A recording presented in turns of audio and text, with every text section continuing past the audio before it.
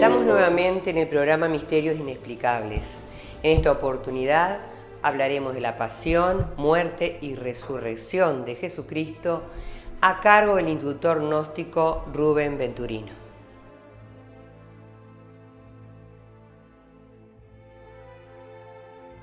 Bienvenidos nuevamente a este programa Misterios Inexplicables en esta casa amiga, en este canal. Hoy hemos elegido para compartir con todos ustedes los misterios de la Semana Santa, la pasión, muerte y resurrección de nuestro Señor Jesucristo. Misterio que a través de las edades, a través de ya más de 2000 años, nos hemos encontrado que aún está sin resolver en forma profunda y científica el simbolismo profundo de los misterios de la Semana Santa.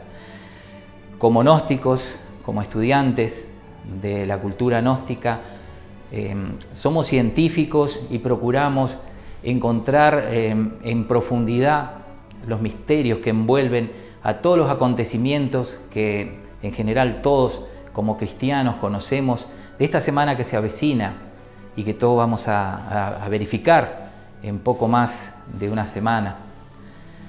Vamos a comenzar compartiendo con ustedes y hablando un poquito de lo que es la Semana Santa. Ese conjunto de eventos, ¿verdad?, donde allí un personaje central que es Jesús el Cristo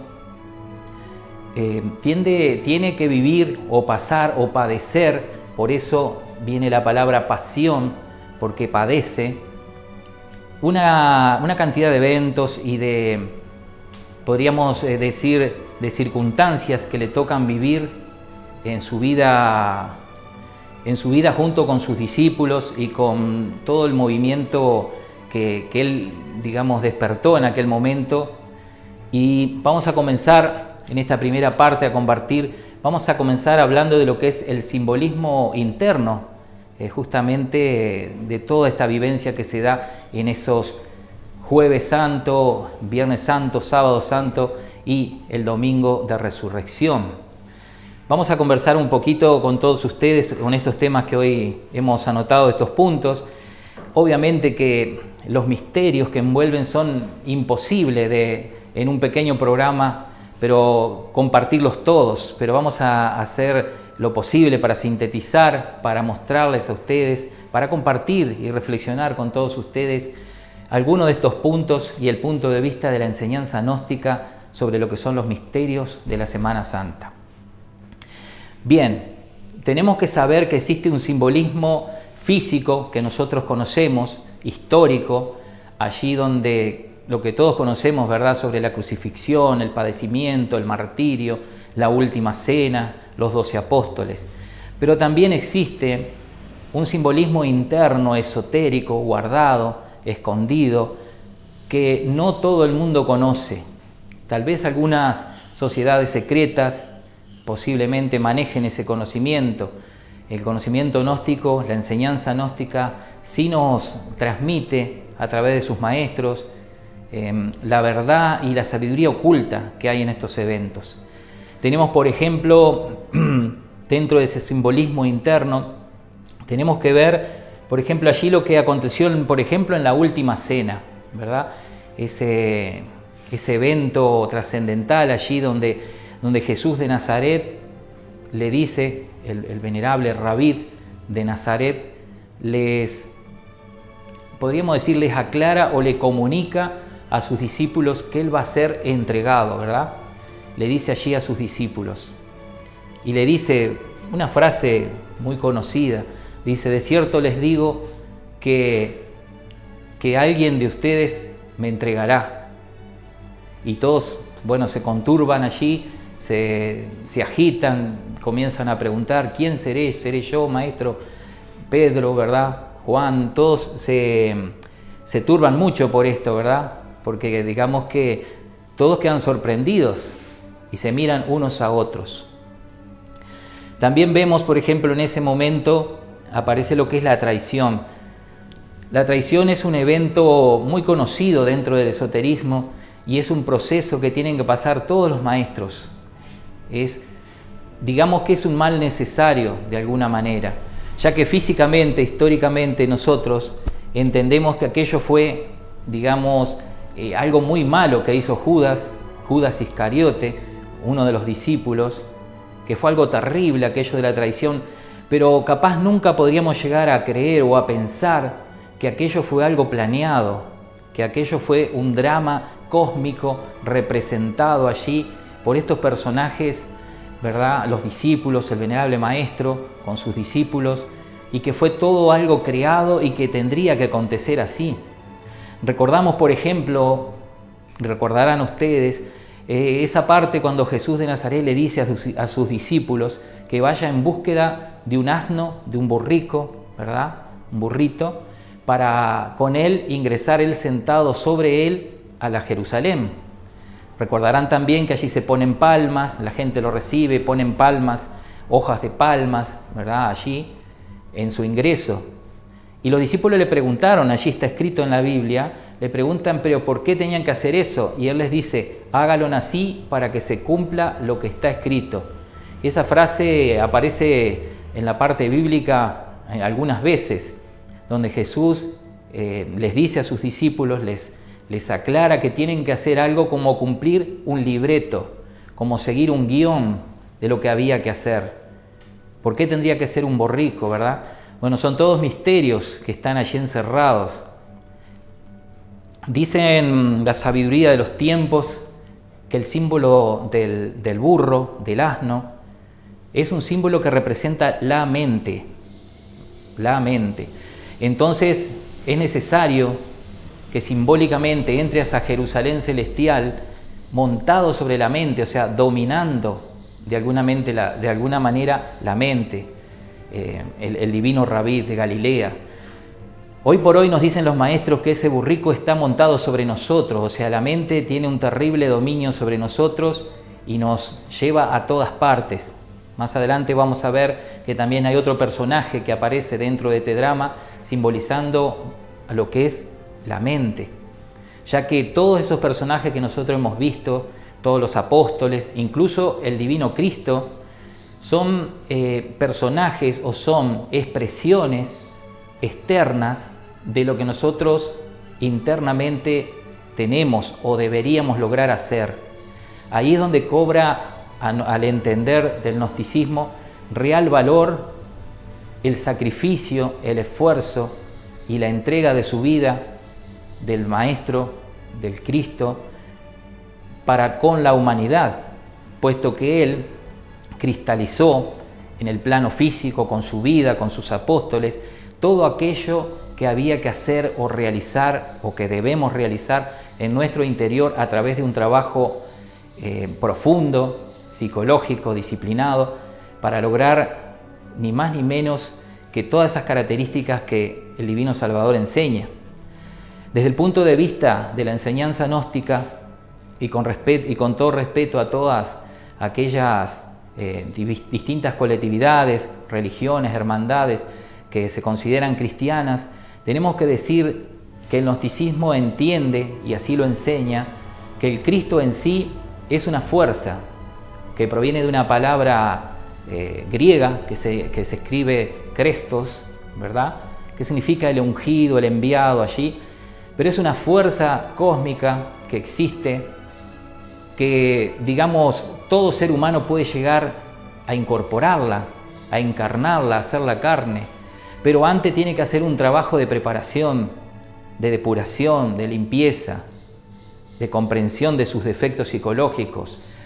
Dice Jesús, en muchas ocasiones decía, si tuvieran fe como un grano de mostaza, le dirían a esas montañas, tírense al mar, y lo harían.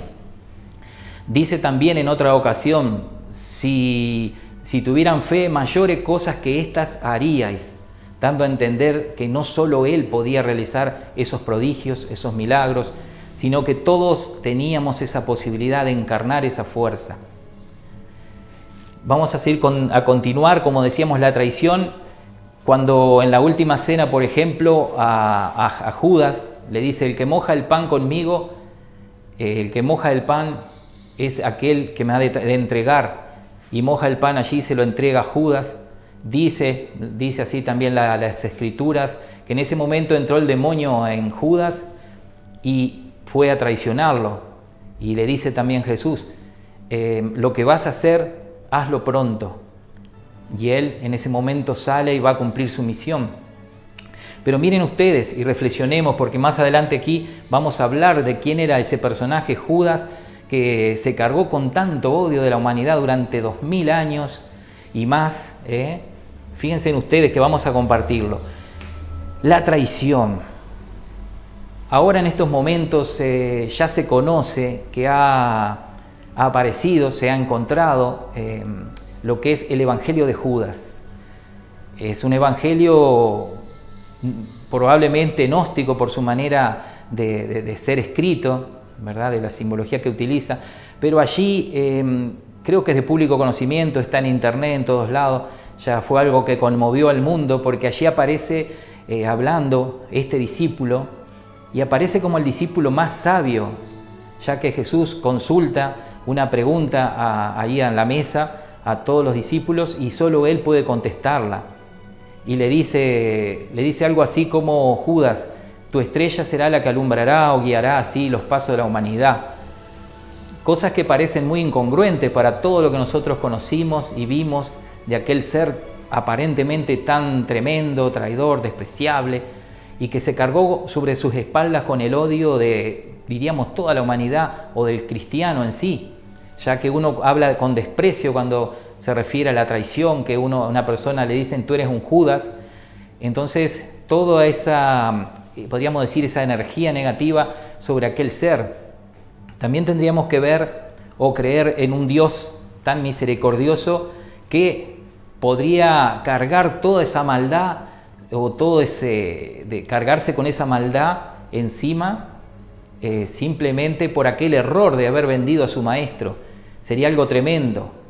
Sin embargo, dice la enseñanza gnóstica que aquel Judas Iscariote era el discípulo más, podríamos decir, despierto o más querido también del Maestro Jesús. Y fue el único capacitado para soportar lo que tenía que soportar. Cuentan antiguas tradiciones que incluso él no quería realizar ese papel del Judas, pero tenía que hacerlo alguien que tuviera el valor, que tuviera en sí mismo, podríamos decir, la talla para poder cargarse con todo eso. Vemos también que aparecen 3 traidores, o sea, 3 fuerzas, 3 aspectos que entregan al Cristo. Decíamos el Judas, que nosotros sabemos que internamente representa el deseo. Tenemos a Pilatos, que sabemos que internamente representa la mente, pues él se lava las manos. Tenemos a Caifás, el sumo sacerdote del Sanedrín, que representa la mala voluntad. Y fíjense en cuando nosotros internamente, digamos, sabemos que algo, porque él tenía todo el conocimiento, sabía la enseñanza, era el sumo sacerdote, sabía que aquel hombre lo que decía era así, sin embargo, sabía que estaba mal lo que iba a hacer y así lo hizo igual, lo mandó a crucificar. Nosotros también tenemos el tema de la parte, digamos, estos nombres que ustedes ven aquí, son los nombres, por ejemplo, que dentro de la masonería utilizan, en verdad, los estudiantes masones. Para Judas, ¿verdad? Sebal, Orteluc y Estoquín, para representar esas 3 fuerzas o 3 aspectos que en nuestro interior cargamos. Bien, nosotros como estudiantes gnósticos estudiamos estos aspectos dentro del drama crístico para ver dentro de nosotros ese Judas, ese deseo que por 30 monedas de plata entrega a esa energía nuestra, a ese Cristo en potencia, en miniatura dentro de nosotros. También estudiamos ese Pilatos, ¿verdad? Esa mente que se lava las manos, que nos incita a cometer y dice, bien, yo no tengo nada que ver, y se lava las manos ese Pilato. Después cuando caemos en el pecado, en la equivocación, y tenemos esa mala voluntad, como decíamos, estimados televidentes, que lamentablemente cuando sabemos, tenemos conciencia de que algo está mal e igual lo realizamos, esa mala voluntad es la que nos condena y condena a nuestro Cristo interior. Vamos a dejar por aquí, invitándolos para la próxima segunda parte de este programa, para que podamos seguir compartiendo estos misterios inexplicables.